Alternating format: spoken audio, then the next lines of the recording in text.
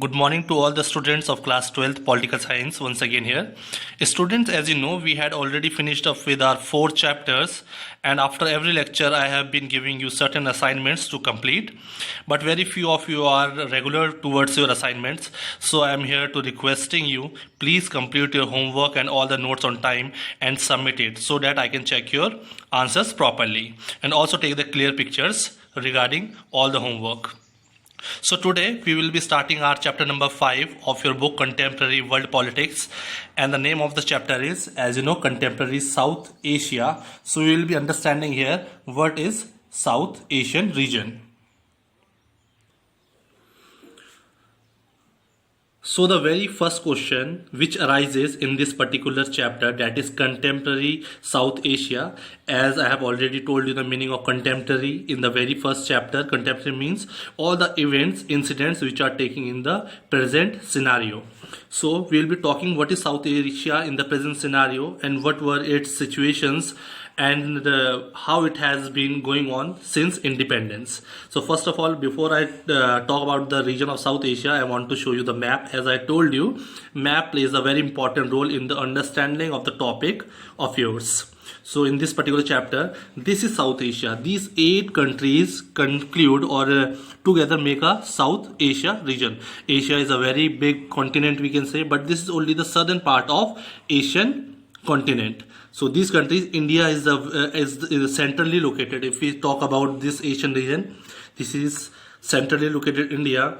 Then here Nepal, Bhutan, Bangladesh, here South, here Sri Lanka, Maldives, Pakistan and Afghanistan. So all these 3 nations make up the South Asian Association. Here also it has been colored with different, shaded with different colors and name. Remember all the 8 names of these countries of South Asia. And this is a whole map, I can say, of Asia. You can see the location. This pink shaded part we are studying is South Asia. Okay, because this is in the south direction of Asian continent. This is Asian continent. This is West Asia. Here East Asia. We had already studied about this green shaded part, Southeast Asia. That is, we studied about the association of ASEAN. Now today we will be focusing on this pink shaded part, which is the South Asian part of Asian continent. And this is a location of the South Asia. Here in the northern part, Himalayas we can see here. Here in the Bay of Bengal we can see, and Arabian Sea, and this is Indian Ocean. So this is the geographical situation of South Asia, or geographology we can say. So moving forward, so the question is, what is South Asia? So we must have the proper understanding of this particular region. I have already shown you in the map. Now moving forward, South Asia usually includes the countries. So you must remember the name of the countries. Includes Bangladesh, Bhutan, India, the Maldives, Nepal, Pakistan and Sri Lanka. So these are 7 countries, plus Afghanistan has made up to this particular association in 2014. Now Afghanistan is also part of the South Asian countries. This is the 8th country. So previously there were 7 countries. Now Afghanistan in 2014 has become the 8th country to join South Asia, which stands for the diversity in every sense. If we talk about the diversity or the proper nature of the countries, these all the countries are different from each other. If you talk about diversity of the region, it can be the diversity of geographical region, climatic region, their language, culture, food habits, clothing. Everything is different from one country to another, but still they live in the same place as a group.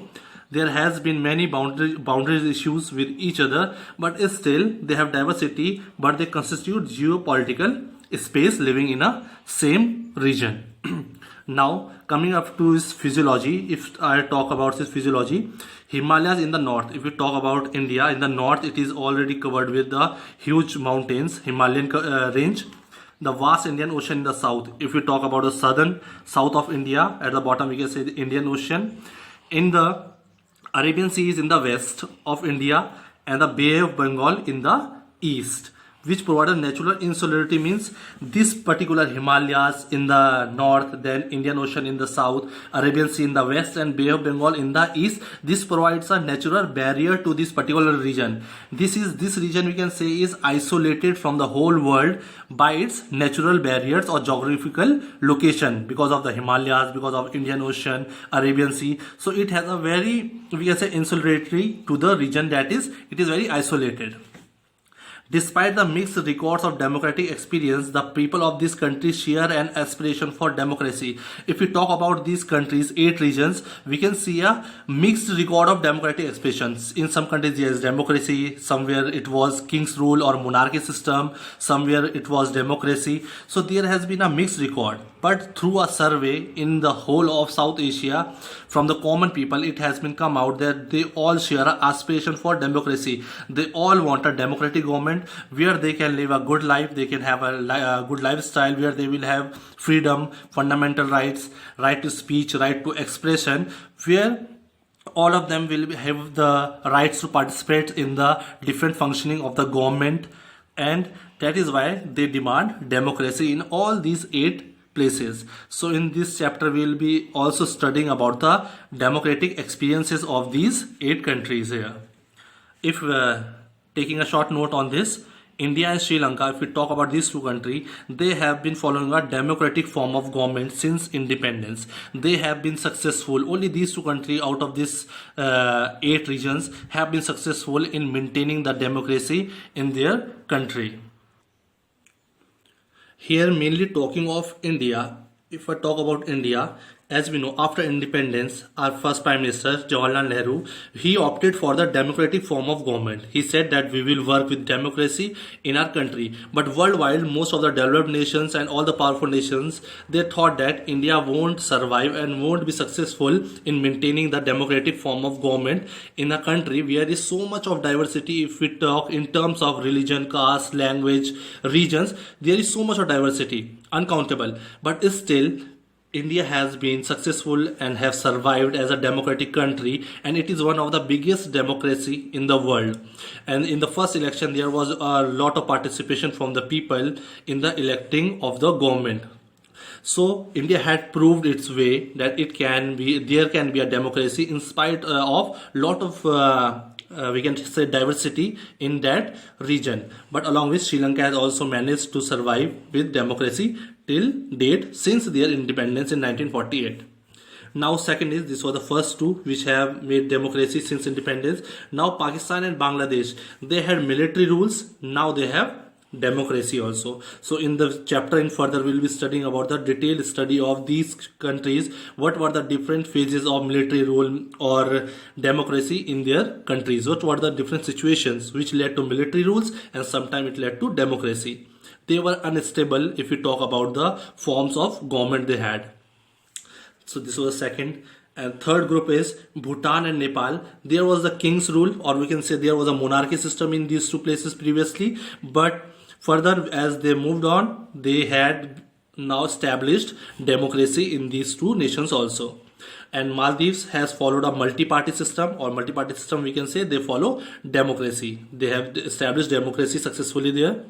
So in South Asia, we can say most of the people wants democracy as the method of governing in their particular countries, but somehow or the other in some countries there has been military rule at some part of the time, and there has been monarchy also. But if there was a survey, in the survey people prefer to be governed according to a democratic form of government, where they will have the rights and opportunities to participate in the functioning of the government and live a healthy and good lifestyle which every human being aspires or desires for. And here also mentioning China is an important player. If we say China is very close to South Asia, but it is not considered as a part of South Asia. It is, although it is very important in this particular region, but it is not a part of South Asia. So you must know that. So now here, moving forward, we shall be taking one by one the important places of South Asia where we have seen a lot of different phases between military rule and democracy. So first thing which we are taking is Pakistan, because in India we already know the situation of India, and in the second part of our political science book is all based on India. So we'll be studying all the details of Indian political system in that book. So in this chapter we are focusing on the system of Pakistan. What were the different phases after the independence in Pakistan? If we talk about Pakistan, it has been unstable to form a military rule or a democracy in their country. The form of governments have been very unstable there, such situations. The first part, in Pakistan, military rule and democracy are two sides of the same coin. Like Pakistan is a coin, and two sides of that coin is sometimes it's military rule and sometimes it's democracy. They have not been stabilized till date. During implementation of first, so moving after the independence, when they had implemented their first constitution, General Ayub Khan, remember all the names now, this is an important topic and you will have to remember many dates and many particular names in this particular topic of democracy and military rule in Pakistan. So here, after the constitution was framed, General Ayub Khan took the command by election. There was form of elections, but thrown away by the military rule. So there was a military rule, but he was thrown away by the other military rule because those people were dissatisfied with his rule, and who threw him was under Yahya Khan. So Ayub Khan started its military rule, but soon after its military rule, he was thrown because of people were dissatisfied with his rule by Yahya Khan. So now Yahya Khan also started a military rule in Pakistan and took the command till 1971. So Yahya Khan took the command till 1971 after defeat because after 71 what happened, there was a war between India and Pakistan in 1971 when there was the formation of Bangladesh, which was previously known as East Pakistan. So India helped the East Pakistan to form a different separate nation which is today called as Bangladesh. So after that, Pakistan lost this war against India in 1971. After that, Yahya Khan was removed and people demanded a democratic form of government. So in 1971, Zulfikar Ali Bhutto formed an elected government. So in 1971, Zulfikar Ali Bhutto formed an elected government which was based on democratic methods, which was later removed. Later on, Zulfikar Ali Bhutto was removed by General Zia-ul Haq in 1977. So remember, wherever I am using the word general, it means there was a military rule, and whenever I am writing the proper name, it means there was a democracy. So this was a democratic method run under Zulfikar Ali Bhutto and was removed by General Zia-ul Haq in 1977. Again, after 1977, in 1982 onwards, pro-democracy movement took place, resulting in elected democratic government. Again, after 1977, under General Zia-ul Haq, the military rule was going on, but 1982 onwards, after that, there was some protest going on in Pakistan and the people were demanding democratic form of government. So in 1988, under the leadership of Benazir Bhutto, now again the democratic form of government was formed under Benazir Bhutto, which was later replaced by Nawaz Sharif. It means this was also a democratic form of government, and under Nawaz Sharif also it was a democratic form of government. But this Nawaz Sharif was again removed by General Pervez Musharraf in 1999. So remember all the dates and all the names. So this Nawaz Sharif was removed by General Pervez Musharraf in 1999, and in 2001 he got himself elected as president, but was later dethroned by the court, and there again army rule was there. That is, again this Pervez Musharraf in 2001 he elected himself as the president of Pakistan. Later on he was dethroned by the court, and still there was army rule. Finally, democracy continued since 2008 till date. So after 2008 till date, that is 2020, there is a democracy in Pakistan. So moving forward with this, here we were doing the topic military rule and democracy in relation to Pakistan. We will studying in detail the different phases of military rule and democracy in Pakistan after their independence. So we can say the political system in Pakistan has not been stable till date. as there the military power is more preferred by the people there. So I have discussed all the points here, that what happened after the independence year wise, and I have written all the names which came under the military rule or the democracy year wise. And for the same topic, I have made a chart for you so that it shall be easy for you to remember all the dates and all the names, because in studying those points point wise, it shall be like very complicated for you all. So I made it a table so that you can understand it easily. So I'm not going to explain you here again what all things happened. I am just going to read these years in this year gap and what are the things or events undertook under these years. So military rule and democracy in Pakistan. This is a chart I am showing you. 1947 to 1958. In 1947, Pakistan got independence. We know it started with democratic system, built its constitution. These three events took place in the gap of 1947 to 58. So what happened after 1958 and 1969? Between these years, General Ayub Khan took over in 1958 and ruled till 1969. He came in 58 and he ruled till 1969, and this rule was military, as you know. In 1969, General Yahya Khan took over as military. Now Ayub Khan was removed by General Yahya Khan, who was also a military ruler. He also followed the same pattern. So in 1971 to 77, in 71 I told you there was a war between India and Pakistan in relation to the formation of Bengal as an independent nation. So I have written here, in 1971 Eastern Pakistan broke away and Bangladesh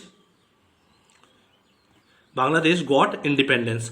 And what happened after independence? After Bangladesh independence, Pakistan started with democracy again. After the war was lost by Pakistan against India, after that Pakistan in West Pakistan, they started a democracy.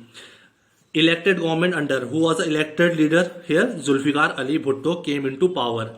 Okay, and now in 1977 to 1988, again this Zulfikar Ali Bhutto government was removed by general. Whenever the word general comes, it means it was a military rule. Ziaul Haq removed Bhutto in 1977, and after the short democratic period of, that is for this leader Zulfikar Ali Bhutto ruled for 7 years. After that, army rule continued there under General Ziaul Haq.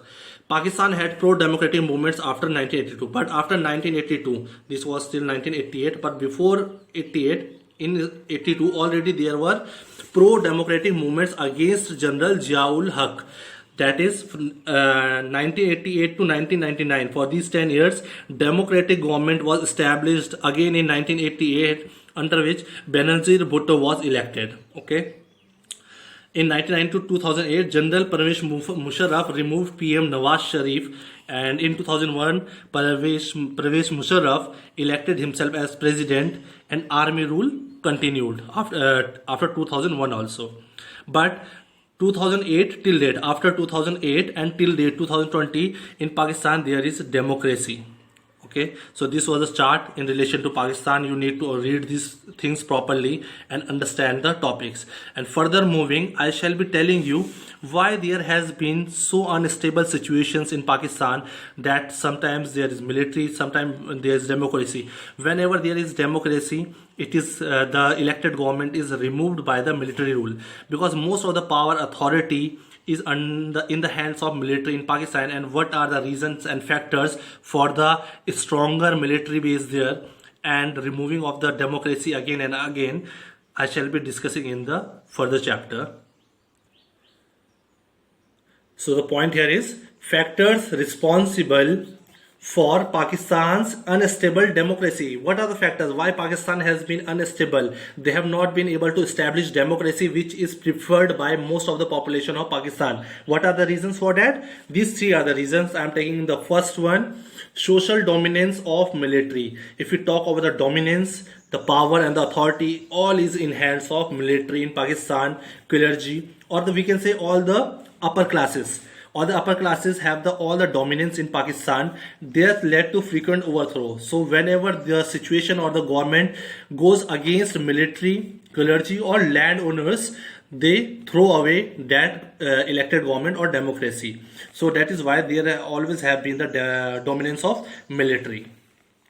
Second point is Pakistan's continuing conflict with India. As we know, since independence, Pakistan has been continuously in conflict with India. Because of this conflict and wars with India, they have made their pro-military or army groups very strong and powerful, and they want Pakistan to be ruled and governed according to military. As they know, India is a powerful country, and to protect Pakistan, they need a strong pro-military groups who were technically justified. So Pakistan justify their army rule or a military rule in place of democracy through these given reasons, that they want military rule in Pakistan because of these reasons. And the third reason is lack of genuine international support for democracy in Pakistan. Pakistan hasn't got any support for to maintain democracy in Pakistan. All the like US or all the developing nations or developed nations, I am saying, or powerful nations, they want Pakistan to rule with their military rule. They want their military rule because for their own motives. They want their that Pakistan should not follow democracy for their own motives, so that they can be benefited somehow. So these are the few reasons that Pakistan is unstable to form a democratic form of government, and again and again there is a influence of military in Pakistan. So next topic we shall be taking in the next part. Till then, revise this particular topic. Thank you.